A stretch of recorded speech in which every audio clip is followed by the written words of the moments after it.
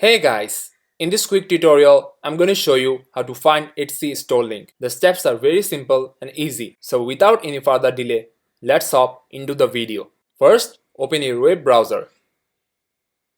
Search for Etsy.com. On their web page, you will find the profile icon at the top right to manage your profile. Click on the shop manager icon beside. Now here you can edit your shop preferences, name your shop, stock your shop, how you will get paid, set up billing, your shop security.